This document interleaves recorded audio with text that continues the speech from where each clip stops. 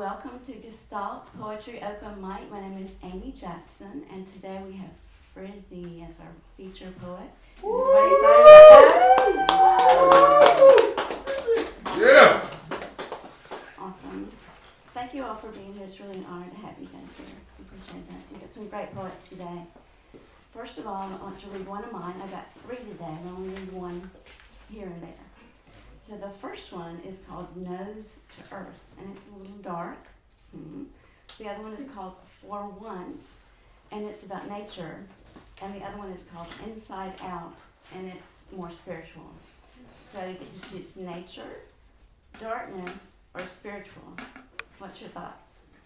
Darkness. Oh my God. The Darkness. darkness. Start with darkness. I was listening on the pod on the way over here. So There you go. I will keep the vibe going. There you There you go. And this is one that was published last December by Salt Weekly. This is their publication, and the theme was blood. So that's why it's called Nose to Earth, and it has a lot of different moods and things in here. But this is one from college. Nose to Earth. Beneath the night are murmurings, touching, searching in the softness and warmth of skins at moonfall. We are quiet, foreheads together. We sleep, we dream. You push me away, turn on the bedside light, leave. You do not want to read me, my things, hear my life. Know me, know my body only. What are you reading? Nothing. I just can't sleep. Oh, I thought it was me. Something. I dream that I wake to find my heart is stilled, and I'm the heart of a mockingbird pecking on the window pane of you. Snippets of night song, gurgling from a sense of featheredness, fragility, of coming light. Any request? A requiem? And then I hear it, the crunching, grinding of your teeth, disturbing my dark float like a poker in the fire of me. A spurt of flames and crackling sparks in my startled way back to you, into the bed next to you. A giant sharpening his teeth. You will not wake to hold me, and I know you would say leave if I frighten you so much. The black wave flows over me again, warm black of the fear this night. I run with a cat heart stalking. You fall and my teeth crunch bone of neck, blood spurting in my face, the black wave salty washing us, pulling you dead into the sea with it, to the depths of itself. I lick my cat paws of your blood, waiting for fire images to flicker before the eyes at dream windows, the water, the mirror, the surface of the sky. A darker wave of black, thick beneath the night, the sky is dripping stars. I brush against leaves of jungle growth, nude, dew, moist and cool, healing skin and bones. I curl to sleep. I dig my fingers deep into dark earth, rich, the small ones living there, worming and scurrying away from strange new touch. I roll over and down to a clearing, an oasis, a basin of dark, clear water, and wait, camouflaged by the black earth on my skin. Wild, dark eyes, hypnotized by the rhythm of the night-living creatures, creaking and chirping and screeching, all eyes blazing in the night. Nose to earth, waiting. A scream wells up from the darkness of the bed, anger erupting molten rock from beneath the surface of my sleep, stifled, sickening. I tremble and wake. I shiver close to where you warmed beside me. You were there a half second before I wake. No longer. The bed is ice. I wander down for the freshness of the sun. The mockingbird song of morning is nonsense, gibberish. The cat on the windowsill, sleeping. Isn't that fun? That's like really getting... Okay, so let's get started. I'm really excited. This is going to be fun. All right, the first poet that we have is Robert Stone. Give him a good welcome.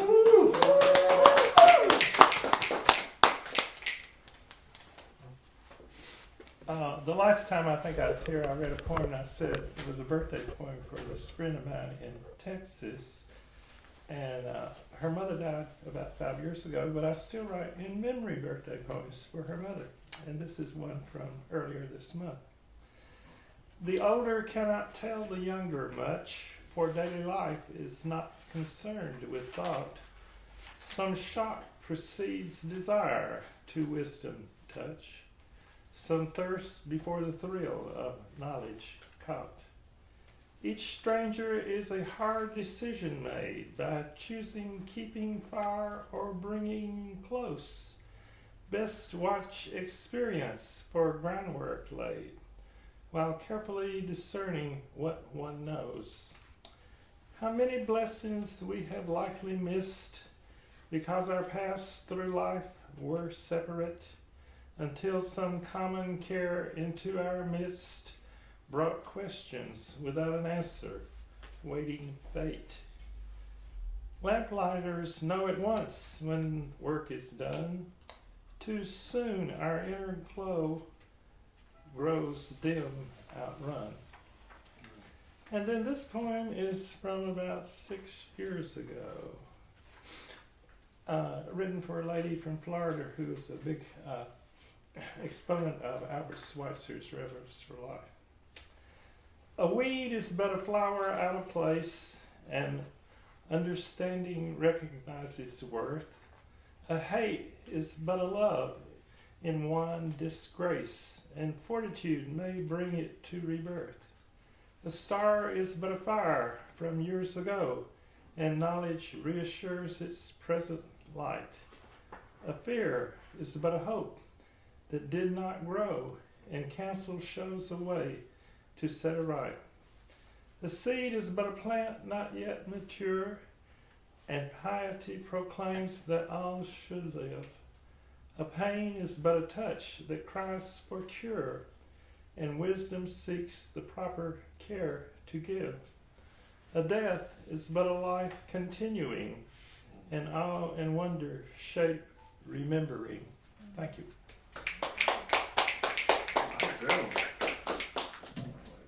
Thank you, Robert. I love how well crafted your poems are, and the imagery that you use is really beautiful. Thank you. Next we have Thomas Carter.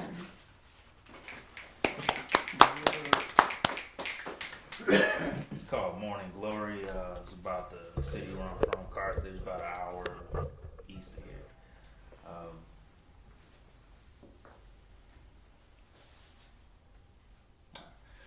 Week 1, bike ride to look around. I was curious, my new hometown, Carthage, and its August bridge. Carthage, blooming and unassuming. Misanthropy's unrolled, lang syne old. Demure and down to earth, do equipose. No pariahs, hallelujah. Eye to eye with ease. Denizens greet, wave, and smile to strangers on the street. Yet observing I look down, what is this I see? Lightsome, profound, and precariously petite. Perhaps about a lattice, though aimed and attached, ideal a trestled walkway or a born stone chimney. Adorning affluent homes, yes, copper dome. A scent atolled gardens, all discreet, allied with weatherproof gnomes, faithfully out of covetous reach.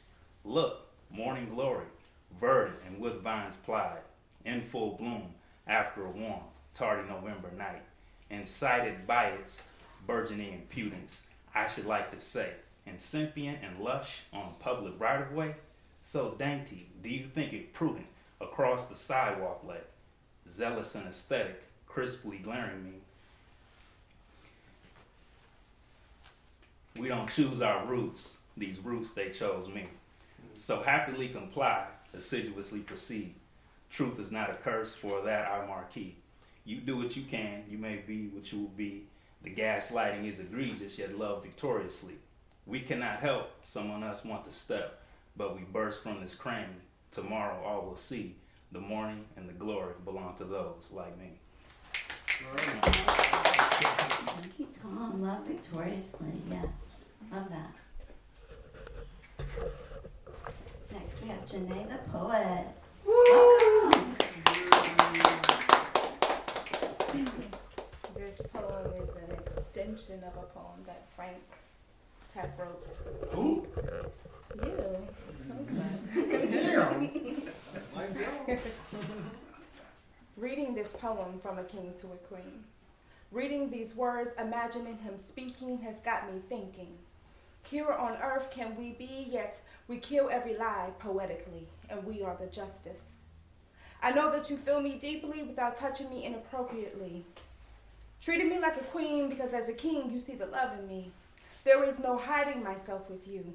My universe to your universe, I see you as poetry husband. Art is our love language, and our fire-igniting conversations alludes our souls into a place that we call home. Your vulnerability is like music, and your emotions is like wine. It's intoxicating. I enjoyed yesterday's, our souls illuminated. See, I trip on you. You brought me to the moon and back. You filled up my lack with wisdom. Your love and kindness brings me into greater alignment. If that is your earthly assignment, your wings must be at least 8 feet tall. I am so high on your love, I pray I do not fall. Your delicious mind of intelligent conversation eludes my imagination to its highest peak. Hearing him speak is like healing, knowing my king understands my feelings in advance so I don't have to dance over them. That really blows my mind. I can say that line at least 3 times. See, I trip on you. I never thought that I would be breathing the same air with a king that can see me and a higher me. See the queen growing inside of me, feeding me love so I never lose inspiration. I call that poetic romance. They say that trust is the deepest action to show that I love you, so king, just to let you know, I love you too. Woo. Thank you, Janay. That was delicious. Thank you. That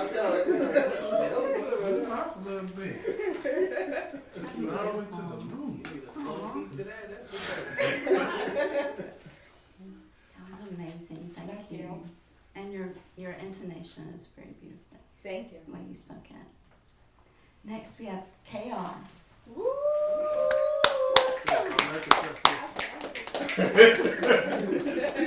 In honor of this young man that's having a birthday, this is childhood. When I was a child, we only played at life. That was the noonday sun, a safe place to run. It was all just innocent fun. These are things kids are made for. There were sweet things to eat. We played games in the street. There were no dangerous strangers to meet. An adventure was a trip to the corner store. And we children were truly people our parents could adore.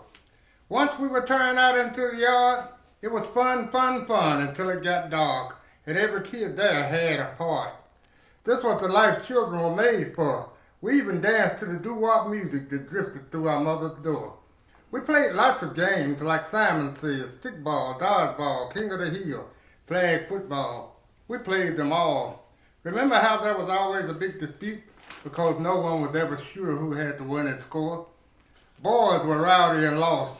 Girls were sweet and soft. Yet we were loyal in our friendships at all costs. We wrestled, we roughhoused, we walked, and boy could we talk. Noonday naps they made us take. We thought the mean homemade ice cream. There was sun so bright it cast blue haze. There was always new and wondrous things to amaze. Although now I've grown old, I long for those days like never before. I wish once, just once, life would relent and allow me to repent and return me to the purity of childhood's door. All right, okay, can I do one more? Yeah. This is called Animal. They wanna treat me like an animal. They wanna lock me in a cage. They wanna treat me like an animal. They try to push me to a rage. Drug game, sex scene, gunplay. It's all gonna end the same with me doing time, walking blind while they play games with my mind. They treat me like an animal. They think we're all the same. Treat me like an animal. Don't even know my name. I'm a man. I took a stand. I hold my babies by the hand.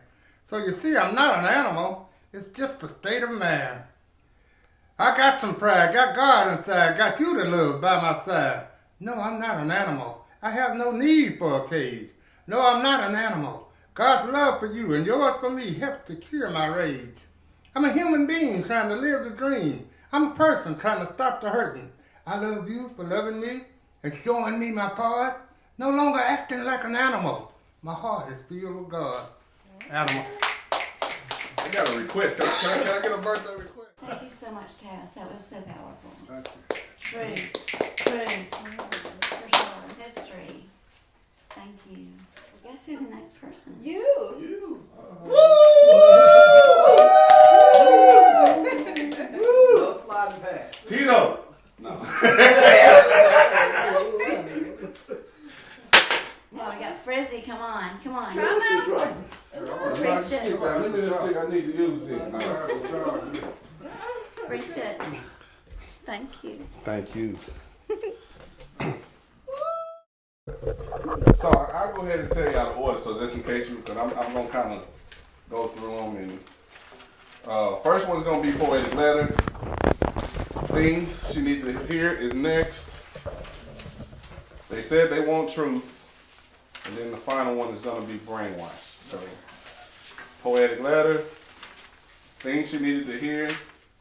They said they want truth. And then brainwashed.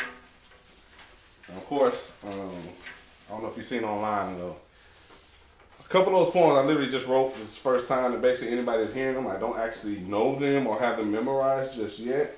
But I will read them at least as good as I can as far as how I wanted them to flow. And we'll have a little fun with some things. So if you have any question, like for real, like I'm real serious about answering questions and having this interaction and speaking to each other so that we can actually get answers. Because sometimes I say some stuff with the intent to make you think, while at the same time trying to send a message that I want to make sure that you get. So if you don't get it, it's kind of pointless for me to even say it. So if you have questions, you want to hold on to them. I do want to do a little question answer session at the end to kind of make this a little more intimate, a little more stronger in purpose and what I actually set up here to do. Just a little bit about me before I actually go into this. So most of you already kind of know. Frank Sykes is actually my name. Frizzy is what I go by as far as stage, as well as Frizzy Production, which is the company that I own. But just a little bit of backdrop history. I used to be a deputy sheriff here in Davidson County. I was there for 8 years, and then of course 3 years prior to that I worked in the prison. So I've seen a lot of things from the environment and been exposed to a lot of stuff happening from the justice system and from just dealing with people in the environment altogether. So a lot of my writings, a lot of stuff that I write really come from this experience in my life. At one point, I admit I was ignorant of a lot of stuff because, again, when you're not exposed to it, you don't know about it. And being in law enforcement and doing the stuff I've done exposed me to a lot of things, which kind of took those blinders off. And this is what you have here today. So that's why I open up that floor for you to ask questions at the end. If there's something that you want to know or about anything that I've actually performed or spoke, then we'll do that. And hopefully we'll move on in a more positive direction, which is always my purpose in life. Sometimes it don't work out that way because some people get offended and go the opposite direction. But nevertheless, it still has to be done. Someone has to be bold enough to do it. So as a poet and as a spoken word artist, I entertain with purpose of change. I was born by the river in a little tent. Just like that river I've been running ever since. It's been a long time coming, but I know change gonna come. Dear beautiful brown faces, I hope that this letter reaches you in time, even though we sit in different places. There's some things that I want you to know before I go, so let's just face it. We are living in a world filled with blindness, and at times our problems will grow in awkward spaces. You see, I'm aware that you would have questions unanswered, leaving you frustrated and shaking. Confused with these A, B, and C choices that all seem right, but D was that option that they left off of the paper. Forced to submit an answer without any guidance is enough to stir up feelings of this frustration. To lose control is what they want. To deem you mentally ill is their castration. So, listen to Frizzy and circle them all. All beautiful children to stand united. Please don't let them divide you just to fall. The vision that was left off of the paper intentionally for systematic control, making robots of us all. A letter written that may be way too deep. Instead of this letter, I should have made a phone call. But just remember this. You will always be loved dearly. By Frizzy. P.S. I hope I'm not too late.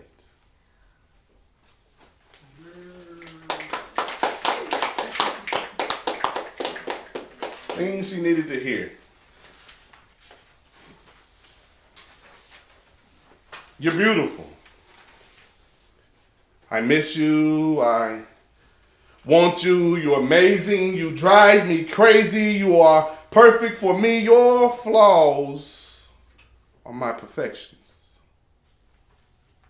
The shining sun has nothing on you. You must have been structured from some special clay. If it was possible, I'd spend every second up into my very last day with you. You are the one that I adore. All of these things were what her spirit yearned for. To hear these sweet words makes her canty melt, leaving puddles all over the floor. But the greed built from this environment made her continue to always ask me for more. So I opened up my eyes and began to explore, seeking knowledge of the things unseen that would help me not to ignore the happening of the things that brings these conflicts knocking on my door, wondering after I gave you everything how you still fixed your lips to ask for more. It's funny to me, but the happiest relationships always seem to happen from those that are poor. We seem to forget how Edgar wept tears over the loss of his queen Eleanor as that raven perched up on that clock, breaking his heart with the words, nevermore. Forgetting that even Allen was Poe. Punch lines that teach you some things that you didn't even know, like those lines in time that taught that pimp everything that he needed to hit you low. Blend in was the trend. So how does one decipher between a real man and a hoe?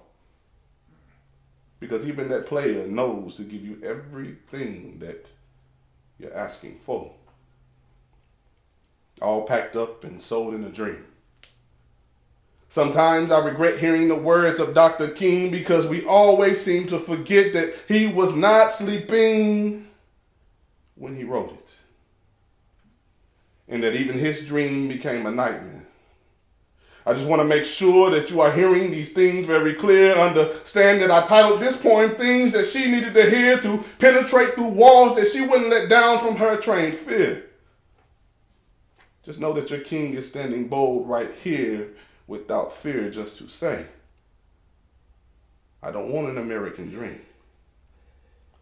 We might end up on Elm Street. You needed to hear that.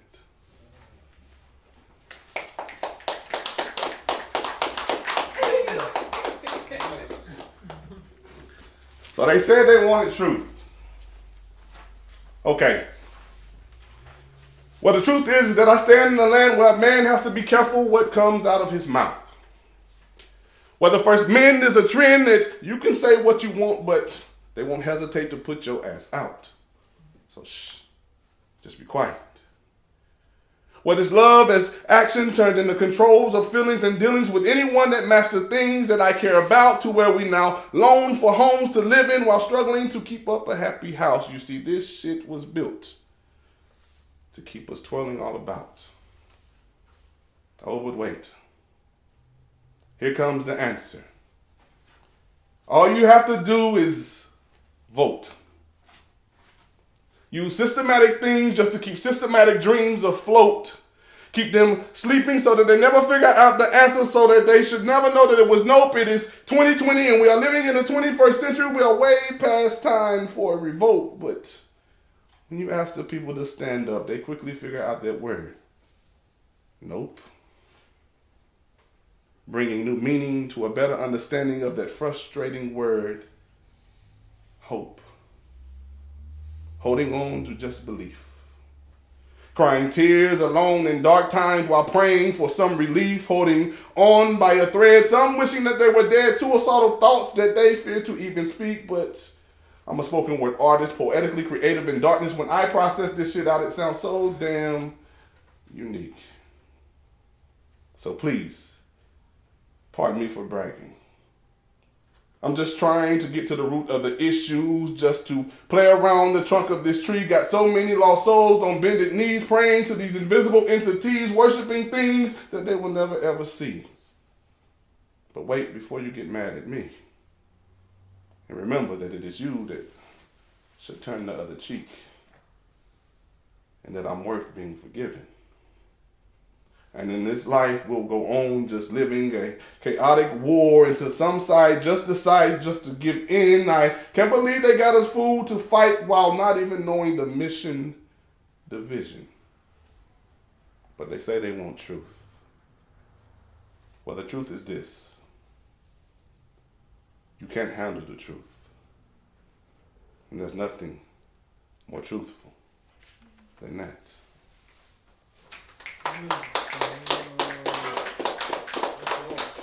Last one, we're going to go to the question round, and it's titled Brainwash. I want to give a little bit of a backdrop of this. As I stated, I was a deputy sheriff here in Nashville, Tennessee, of course, for 8 years. 3 years prior to that, I was in the justice system. But nevertheless, more about this poem is I actually wrote it, I resigned from being deputy sheriff in 2018, October. I wrote this poem around August, and it was kind of getting close to that time for me saying, okay, enough is enough. I got to resign. I got to get more active. I got to do stuff in the community and actually really try to help people. But it was also around the time that I don't know if you know Daniel Hambrick, but Dan had got shot and killed, of course, by that police officer out there in North Nashville. So people would come to me even before then, and of course, because there was a lot of stuff going on with the Mike Jones, but up in his situation and Tamir Rice and all the stuff going on. They was wondering why it was that police, or why it at least seemed that they were just killing us. And this is what inspired this actual poem that I really, again, this is the first time it's really kind of being heard and that I'm putting out, and that I'm going to start pushing a little more since I got more time and more freedom. One of the things, just to say this real quick and then I'll go into it, as a deputy sheriff and being as high ranked as I was and dealing with administrators, they let me know that my First Amendment I really didn't have as an officer or a government employee, because you can't really say what you want to say without any type of recourse behind doing it. You can't post it online. You can't even go on Facebook and Instagram. If you like certain things, they would find out that you like certain things, or however creative they did, and say, hey, such and such is complaining. Or if anybody in the community complained about it, then you risk the chance of losing your job. So couldn't say a lot of stuff. But nevertheless, creatively, I wrote this poem, and again, I'm going to start pushing a little harder, and it's called Brainwashed. We keep killing them because we have been brainwashed. Brainwashed into believing that their struggles isn't real. Trained to believe that their choice to do wrong is really just guided by how they feel. Tricked into the sleeping consciousness, telling us that their world is not real, that their decisions are from their evil hearts, birthed in a nation that they would rather kill. We keep killing them because we've been brainwashed. Not taking the time to listen how they feel. Not understanding how a starving mind wonders where in the hell will it get its next meals. And then you wonder why they fuck with Frizzy. Well, it's because they know Frizzy will always keep it real. Speaking these words of truth, standing on the opposite side from them, letting them know that it's them I hear. We keep killing them because we are brainwashed. Conversations that are no longer clear. Understandings directed by environment, belief in Christ while God is your fear. Rules laid down that you should follow. Commandments that state thou should not kill, but those against me put them down. It's government law that's your real fear. We keep killing them because we've been brainwashed. We keep killing them because we've been brainwashed. We keep killing them because we've been brainwashed. Brainwashed into this reality that isn't real. Stop pulling those triggers just to kill.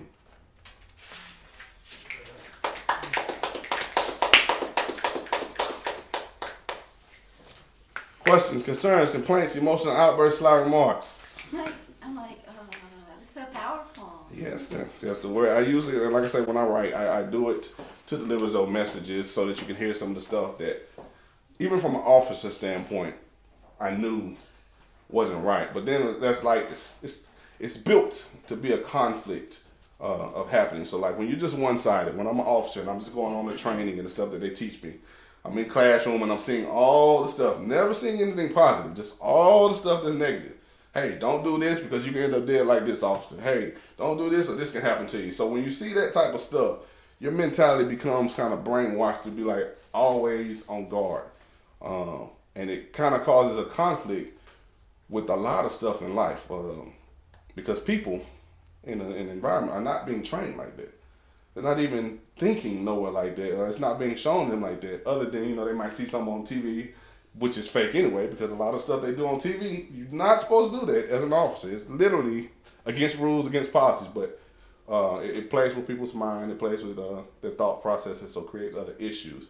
But I would also see the other stuff, being an officer and seeing some of the stuff happening, like even like stuff that wasn't nothing would look like something. For instance, I had a situation where I had a guy going in the courtroom and he was arrested for drugs, selling drugs, so they say. But go to find out, he was really arrested because it looked like he was selling drugs. He actually was in a parking lot meeting somebody. He actually sold hair. And in selling the hair strands and whatnot, it looked like a drug transaction.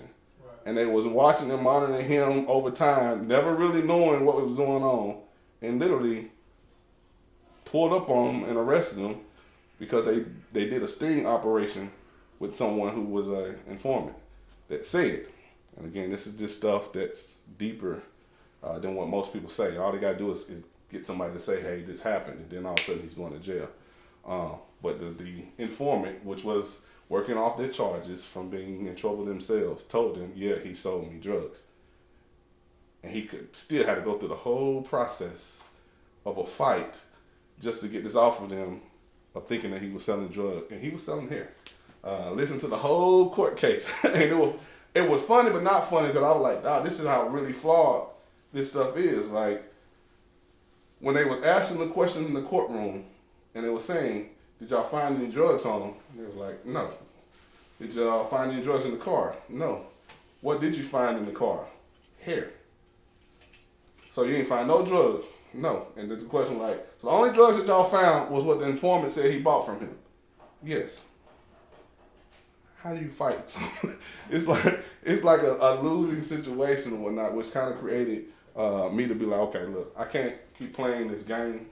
I got to teach us how to be more conscious of stuff that we're doing, be more involved in the community, and actually get out there, because you could be meeting up with somebody to just exchange money or exchange anything, and it looks like a drug transaction, and they'll be down on you quickly. Of course, on top of the brainwashing, in spite of the fact that so many people are being exonerated for being convicted for crimes they didn't do, and so many officers have been stopped and arrested, and some even in prison for things that they did do, why are people of the mindset that they can still get away with doing these type things? Well, give your answer, and I want to hear what somebody like I said, then we'll talk about it. Okay, well, it's not so much as they think they can get away with it. It's when you live in certain environments, certain conditions, you don't care if you get away with it. You actually don't care. When I was growing up, you were supposed to be dead in jail for you 18. Not because the world said it, it's because your mom said it, your dad said it. So you're not thinking about getting away with it. When I was younger and I went to school, my mom had 5 kids. My 2 older brothers was out the house. I did everything on my own.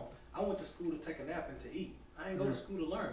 So when you tell me I can go make some money selling drugs and I can go eat some real food, I don't give a shit about getting caught. What do I care about getting caught for? I'm going to jail. I'm going to sleep good and I ain't got to do no housework.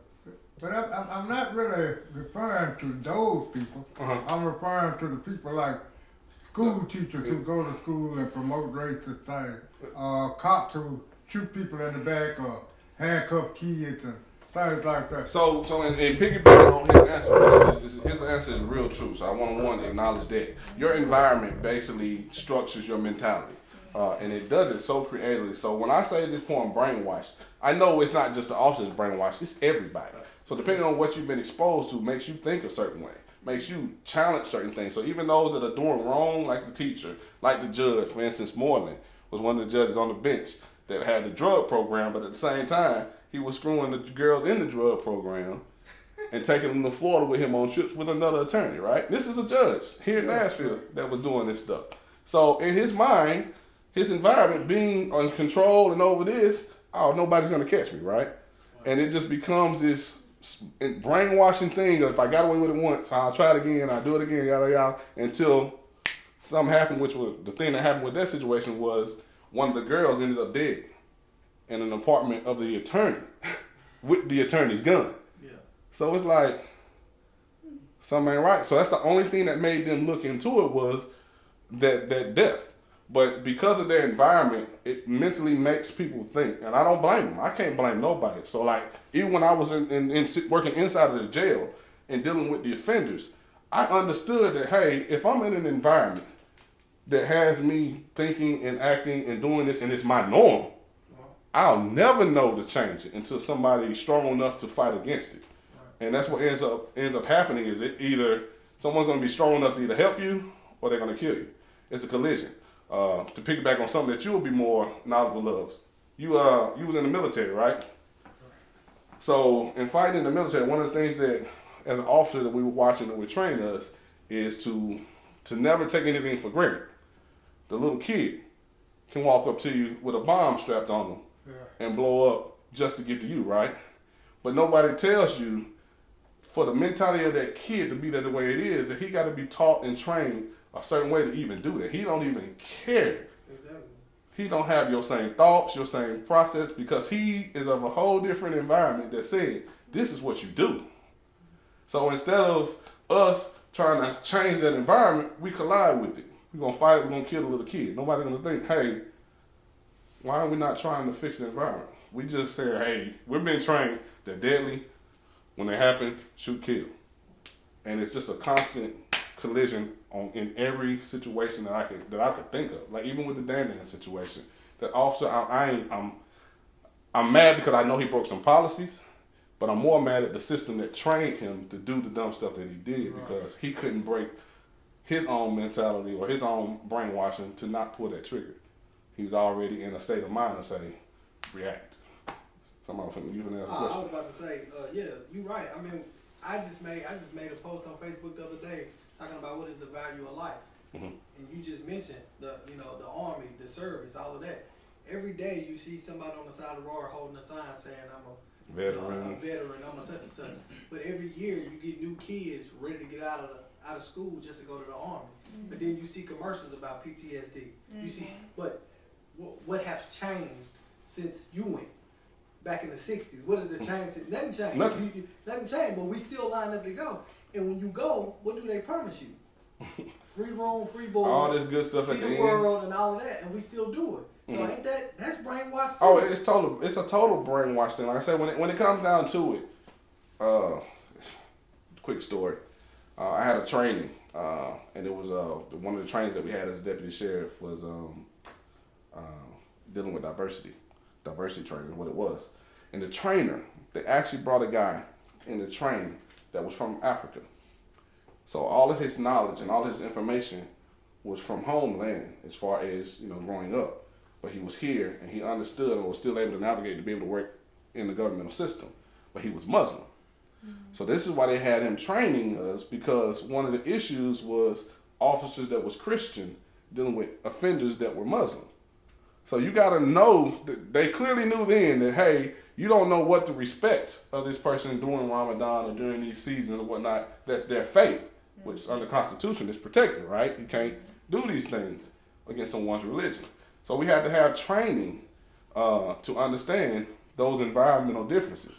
But still, even in that training, I had so many, and it frustrated the heck out of me that I could get. I understood it, but I had officers, black, white, and whatever color, that was still like, I don't give a care about what they do. They here in America. So there was a collision waiting to happen. So I got tired of like, man, I'm not finna keep working beside y'all, knowing y'all finna cause my problems. I'm trying to get y'all to wake up, but even to go in further in that story, a lot of officers got mad at the Muslim instructor and complained, right? So they, of course, eliminated the training because enough officers complained about this training, and all he did was speak truth. He even went so far, he might have went, I'll tell you where he probably crossed the line. He crossed the line a little bit when he went to talking about how a power gains control over people. So it's like, what y'all really are not acknowledging that's happening back home is that this power basically has went over here, we had this war, but we destroyed everything and whatnot, so ain't nothing left for those people to basically survive off of. You starve them out a little bit, and then you come back and you give them help. So as you're giving them help, all they know to turn to is help. Yeah. So, and he spoke on that topic, and it offended, again, that's what made a lot of them be like, we're not going to let you talk about it. And they went and complained to get his job basically pulled away. And all he was doing was being truthful and talking about from their viewpoint of what actually was happening over there. But that's that brainwashing. I can't even be mad at the officer because the officer just don't know no better. It's like, I got to change your environment to wake up you so that you don't create these other issues that I got to deal with. And I'm up here watching the full circle. I'm like, oh my God, I can't stop it. It's just happening over and over and over again because everybody is, again, your environment is what teaches you everything. I'll admit, if I hadn't met Mo Cristo, I was stuck in an environment. We were doing spoken word, and we were on the black side of town. We wasn't even thinking about trying to mix in and do any of this, right? We had our side. We knew poetry was going on, but we weren't looking for it. And then, of course, Mo is mixed. But Mo, even though he's mixed, he was raised by his white mother. Right. So he has more of the comfort that a person raised by two black parents didn't have. So Mo ventured out over here and was telling me, like, hey, man, you should come try this one. I'm like, they do what? So we went, and it was me and Mo. Everybody else was white. And we in the backyard of this white guy's house over here on East Nashville, Fallon Street. And they was representing justice and black people harder than what we was representing. Right. And I was like, I never would have experienced this had nobody pulled me out of my environment to see that. So that's kind of what changes my mindset about a lot of stuff. I can't blame nobody because I'm blind. Until somebody shows me that I'm blind. And then the other thing is I got to accept blindness, which is the other hard part. Pride to be like, I ain't wrong. Once you've been trained something so long, you can't be wrong. And it takes a very creative effort to wake you up. And even after that, you still have to be careful because some minds, which a lot of people don't understand. That's why I kind of talk about that suicidal stuff a little bit. That's where they go. They give up. But it's not a give up matter. It's not. It's literally, it's within your power as long as you can allow yourself to start understanding some of the stuff that you need to understand. Like learn from the other person so that you know and can experience what they experience, tell them what you experience, and then work together to figure out where we need to balance this thing out versus the collision. So, questions, concerns, complaints, emotional outbursts. Y'all feel that? Mm-hmm. Where'd you work as a CO? I was out here at Davidson County Sheriff's Office, actually, downtown Nashville. So I was I'm going to do this poem. No, I'm not going to do it. I started out. Do it for the gram. Do it for the gram. Let me begin this real life poem with the introduction of who I am. The name given to me is Frank Sykes, and yes, I'm a proud black man. By the time I turned 18, the nickname given was Frizzy. If you ask me if I liked it, I'll tell you I love it. I think it's something very unique. You see, I completed high school to the fullest, did a year and a half in college. While I was there, I obtained some knowledge and decided that this school shit is just not for me. Fast forward with me, please, to when I'm now just 23, exposed to a great opportunity working as a prison guard in that system. That private industry begins with C. The total years I stayed was 3. Got trained to kill if there was a need. After that, I then became a deputy. To move up fast was my mission to the top. My premonition, Officer of the Year, is one of the highest recognitions, and I can stand before you today and say that I even accomplished that. If I had the time, I'd tell you how I did it, and I know that you would get it. You stand on your feet and applaud. I'd humble myself and say I was only doing my job. Now you should see the man that stands before you since I've given you my introduction. And as uncomfortable as it is right now, I have to say that I was law enforcement. But I come to you today because there's something that I have to say. It's been far too long for this day and too many lives have had to pay. So I guess I should just say, I'm sorry. I'm sorry for the lives taken away, especially the young ones of the day, the ones whose opportunity that was just stolen away. You see, little Tamir could have been outside practicing to be what I am today. I'm sorry for that incident with Mr. Brown, and even though I didn't pull the trigger, I know he shot him when he was on the ground, and if he wasn't, I know he seen him falling down and with that shot to the top of his head. He made a decision to no longer have him around. I'm sorry for these scared-ass officers that's quick to pull a trigger. So scared that I make a decision in a split second, even quicker standing in uniform, false claiming and faking to be brave while being brainwashed by this system, thinking that someone is going to kill them one day. But most of all, I'm sorry that it took me so long to recite this poem. I stood by way too long waiting for the guilty parties to admit that they were wrong. The people knew that they did it, it all showed, and how that story really just sounded so dumb. All we wanted them to do was admit it and then step down off of that throne. You see, to Mr. Wilson, I would have to get a little bit personal and say this job was never meant to be for a person like you. The courage needed in a stressful situation you can't create is more like a genetic trait that grew.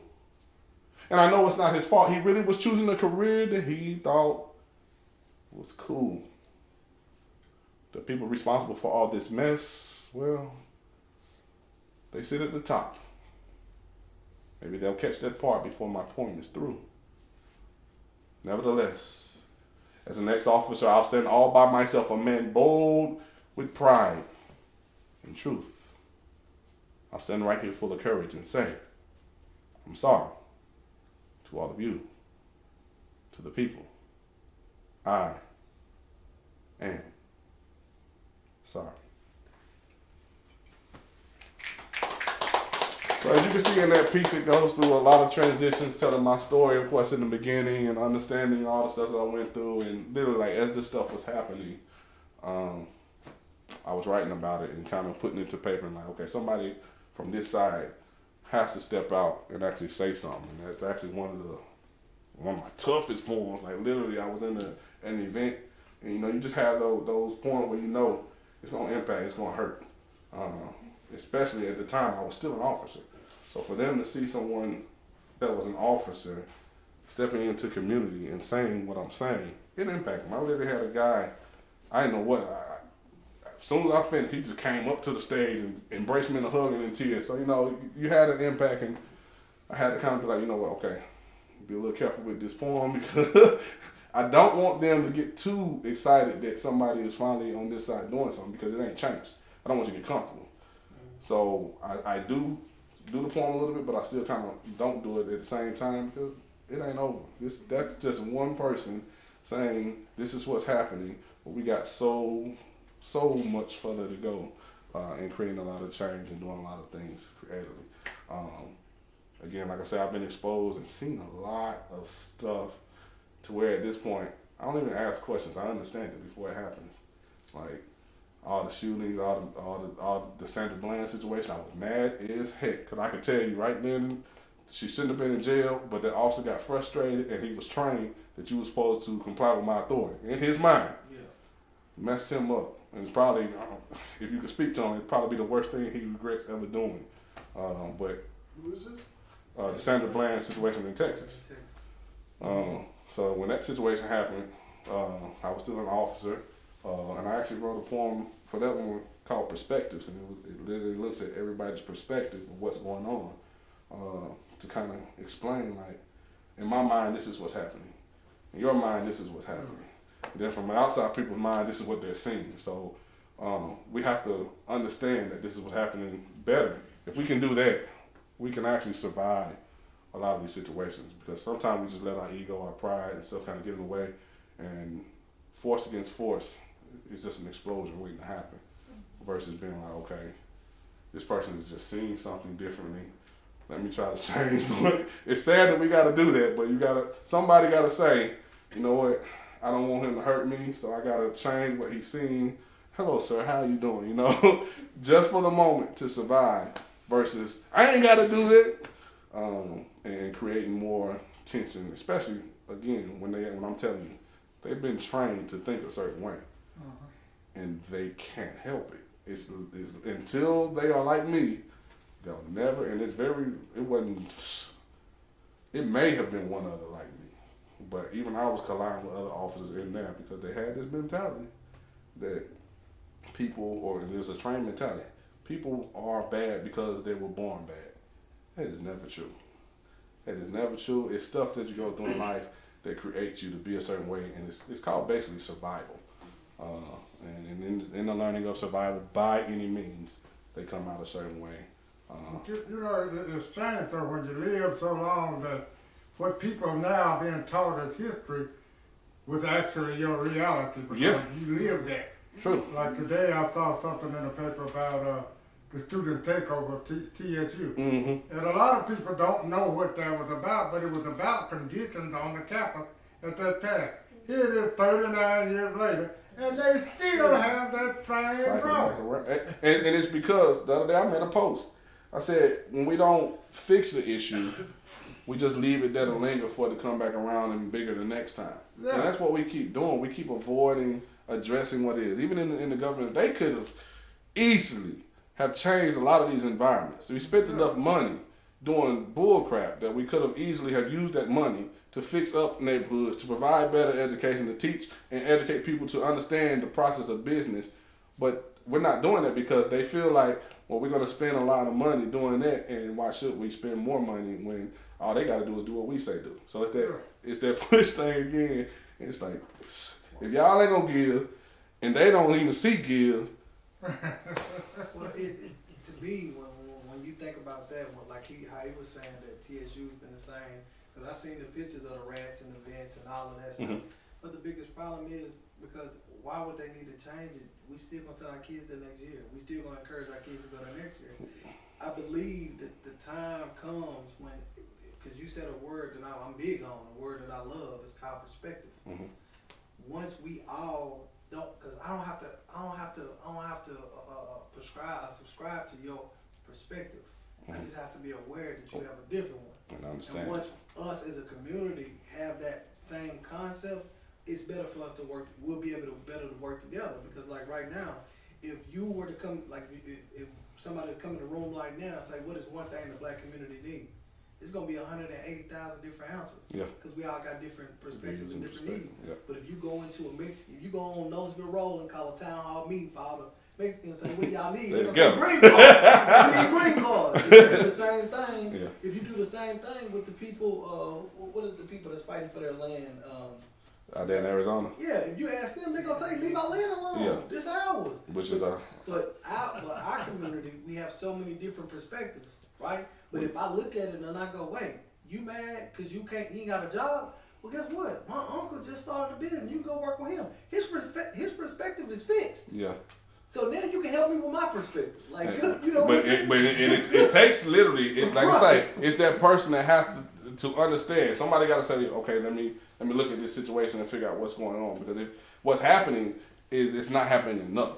It is happening, because even like in the justice system, there was some positive stuff that was happening, but it's just not enough. Like one courthouse can't deal with the issue of a whole city.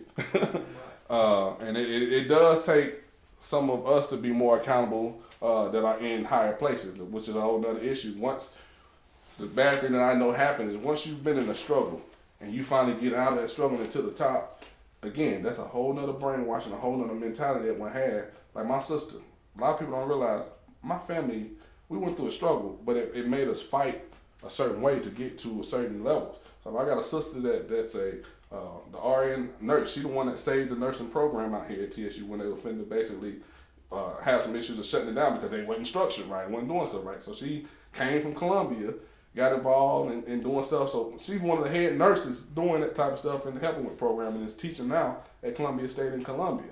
My other sister is the principal, was a principal, but now she sits on the board. So the test that's getting administrated to the school, she sees that first and makes sure everybody get it. So she's that high up there, but even still up there, it's sad to say it. And we've had these conversations at our house where she knows her limitations of what she can push. And that's just that as a deputy sheriff. I was gonna run and be sheriff, but then I seen something, I'm like, they'll kill me. If I get to pushing too hard, like they would literally eliminate me. And the proof that I have of that is a story about a judge here in Nashville. They found a judge on another judge's property, dead, and they ruled it suicide. Like why would I go to your house to kill myself? This don't sound right. But again, I just have to be real about what we're dealing with. We're dealing with a people that still, even in power, they have this mentality of survival, and they will still do whatever it takes to survive where they're at. And that, to me, it's not even, at this point, it's not a color issue no more than it's more of a poverty issue. And I tell people, poverty mindset is for real. When you work in the justice system, you'll see rich people in jail. You'll see poor people in jail. You'll see all walks of life in that jail because they still have that poverty mindset of surviving whatever struggle they got them to where they're at. This one guy, I had him, I'm like, what did you white man come down? So what did you do? Insurance fraud. How you get caught in insurance? What you do to have insurance? He said, well, you know, the marina that caught fire, well, my boat was out there. I'm like, so your boat caught on fire? Like, yeah. I'm like, what happened to get that caught? He like, well, I told him I paid $10,000 for it. That's what he reported, tax-wise. I said, so what did you pay for it? Cash. $70,000. I'm like, shh. So even, again, because he wanted to avoid that tax, he would still have that mentality of, I don't want to pay that much money to the government in the tax, so I'm going to tell them I paid $10,000, knowing that I paid $70,000, just so I don't have to have that heavier weight of tax. And this all comes back down to a mentality of poverty that kind of guides us crazily in our decisions, even as struggling in the hood, all the way up to struggles with Trump, whatever he want to call it. He tried to survive. Earlier you mentioned how environment can shape one's mentality. Mm-hmm.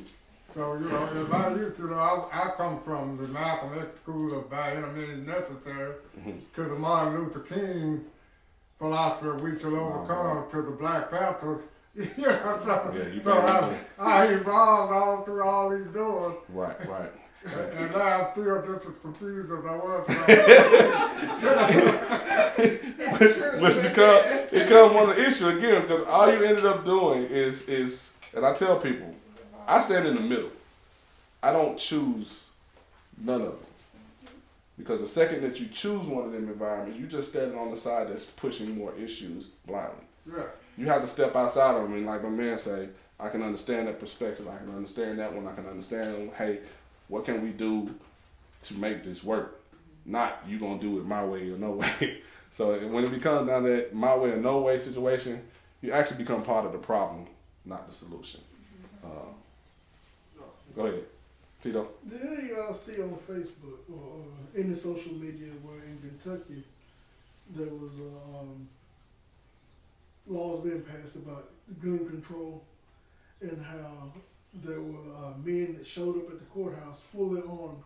You know, they didn't want to change a policy about, I guess it was in between purchases of assault rifles and magazine clips or whatever, but Kentucky legislature allowed, I'm going to say it was this group of men were all white men that were like hunters or whatever, you know, that were able to go into the courthouse fully armed and walk past around the metal detectors to it was certain levels of the courthouse. They weren't allowed to go on these floors armed, with them, but they were allowed to come in the building armed and watch the court proceedings.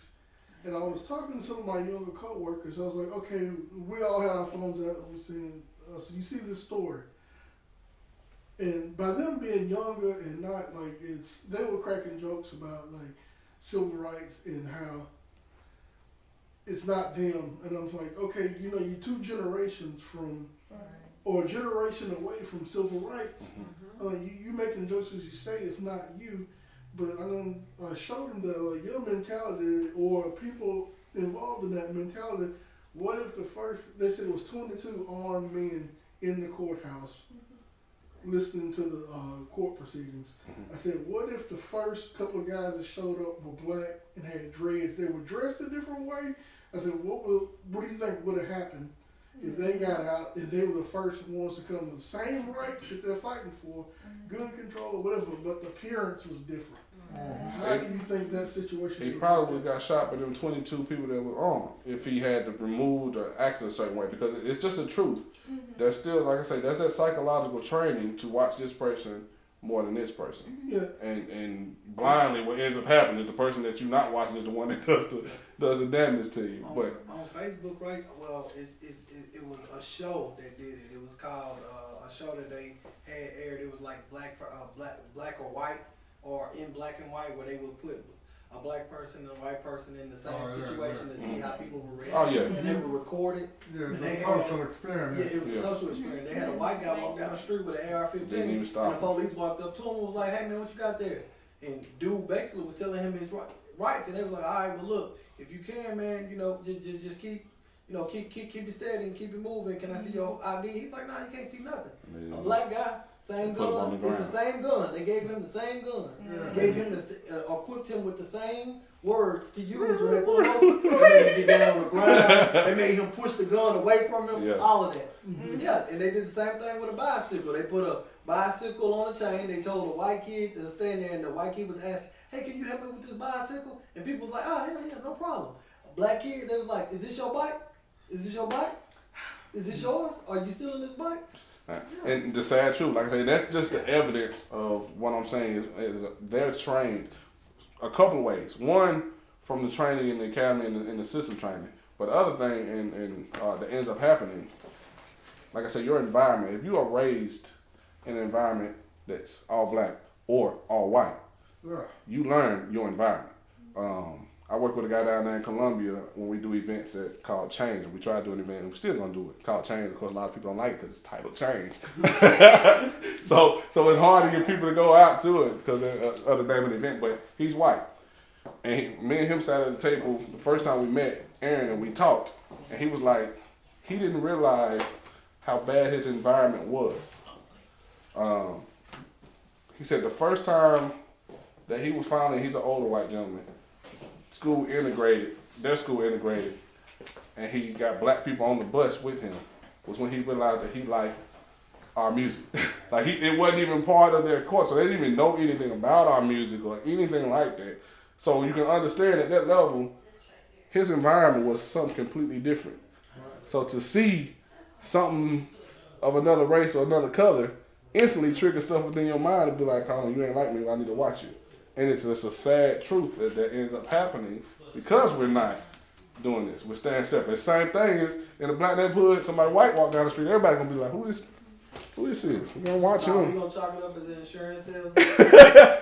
some of them, if you got a suit and tie on, he good. We're not even gonna look at it. But you know, they've been doing these social experiments for decades. I mean, you had the black doll experiment. When they presented to children, the dolls, which doll was the good doll, which doll was the bad doll, and all of the cross-racialized said the white doll was the good doll, the black doll was the bad doll. Yeah. You had a lady who was a sociologist, did an experiment in college called the blue-eyed, brown-eyed experiment, where they discriminated against people deliberately because of the color of their eyes. And when the blue-eyed people were put in the brown-eyed people's situation, they totally didn't understand it. They freaked, you know. Yeah. Well, this is the same thing you're doing with skin color. Yeah. The same, right? It is. And like I said, it's until we talk about it more, we're not even addressing the issue. Like I said, we just allow it to exist until we cross that rough, uncomfortable conversation to be able to have in large mass and say, okay, let me try and attempt to see what it is that you're seeing. But you know, nowadays it's the calling of the police. You know, you got people all over the country calling police on people for doing ordinary everyday things. You know, trying to get in your apartment, sleeping in your dorm, in your dog property. You know, sadly though, it's still it's being shown more of how psychologically people are messed up at that level. Just recently on Steve Harvey's show, he had a guy that helps this. He's a black guy. He's probably like 30, 35 years old. He helps a white family with like everything, with their children, everything. The mom was at work, the dad was at a conference, and he had the two kids, the two white kids. And he's, going grocery shopping. He kick it with the mom. And they somebody done called the police. And when they called, shopping center to his home. Yeah, so when they called, the mom was like, wait, what? So somebody called me because my white children are with a black man. And the father was like, at first I was like, oh God, what happened? And then after a while, he was like, that's stupid, why would they do that? And he said, then later on it started sinking in. Oh shit, you do this all the time. Yeah. This happens to you all the time. Right. And he said, he told him, do you not know everywhere I go, people stare at me, but I don't tell y'all because I don't want y'all to think it's unsafe for your kids to be around me. Yeah. He was like, so you deal with this by yourself all the time? He's like, yes. Yeah. It's sad, but it's our reality. Yeah, it's our reality because stuff sometimes happens too fast. Especially like in Nashville, the city's growing, and we're in a state where we're just living and not thinking. And when we're doing that, we're not preparing ourselves for the stuff that's happening. Like, but the one that really got me was Philandro Castillo. There's a guy riding with a girlfriend and a partner. And he told the officer that I'm licensed to carry, and I also asked him to see his license, but when he went to get his license, he got it. Right. And then he said, I told him not to reach. Fear.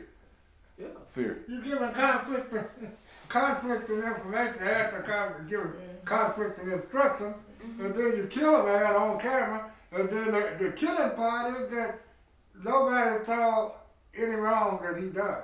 Well, he followed procedure. Well, and crazily, and this is again me knowing the law and everything else. By law and by procedure, he did nothing wrong. Sad reality, but by law and by procedure, he literally did nothing wrong because when they judge it, they're gonna use another reasonable officer's perspective. So if you were in this moment and you're saying that you felt like something was going to happen, what would you have done? And every reasonable officer trained, now pay attention to that word trained, every reasonable officer trained would have pulled the trigger. And the crazy thing is, if they would ask me the question, the sad truth, I would say by training, I was supposed to pull the trigger. Now, would I have really done it? I'm different. They already thought I was crazy. I tell them I'm going to take the bullet first because somebody got to start understanding that we have to take that next split second just to make sure what we're seeing. But that's not too many that's been my hashtag for years, though. Don't worry, we will investigate ourselves and find that no wrong was done. Yeah, and that's what it comes down to. Like a lot of people don't understand. Even so, like say outside that. So a lot, and this is where I need people to really kind of start doing this, understanding law, because you know it's not no class that's gonna teach you law. They don't put that in school. You can go if you're gonna be an attorney or whatnot, and you're gonna learn stuff. But even as an attorney, I swear to God, attorneys are not the brightest ones. They just know how to pass a test or pay somebody to pass a test for them to get their bar license. Mm-hmm. But they are just as ignorant as any other individual in public of what the law is until they have to deal with that situation to learn from it. But there's a law literally still on them. They'll never mention it. They'll never put it out there because they know they don't want to excite the people and make them mad. And I was talking to her about it today, how on Facebook when I made a post about the Dan situation, how this bot. Do y'all know on Facebook sometimes those people that come up there to comment against you are fake? Yeah. So they literally, like, it's literally a thing. I don't know if it's like a group of people or that set up a system or not, but they'll literally go against you on purpose just to stir up drama. Yeah. So it don't even be a real person. If you look at the page, they might have like some goofy picture of somebody up there, and they might have stuff posted their page that's conflicting all the way with you. So either one or two things happen. It's either that system that's set up, or it's somebody that's mentally messed up that set up the whole page. But he was arguing against me about the Dan situation. I was telling him that he was wrong because he broke a policy. There was a law that already had, when they shot a man running, you can't shoot him. If he's not a threat, you do not shoot. I don't care if he got a gun, a knife, anything. Well, it's still going on. It's still going on right now. But it's ironic because both our police shootings here in Nashville, the suspect was shot in the back. Mm. But years ago, they had a law on the books here called a fleeing felon act.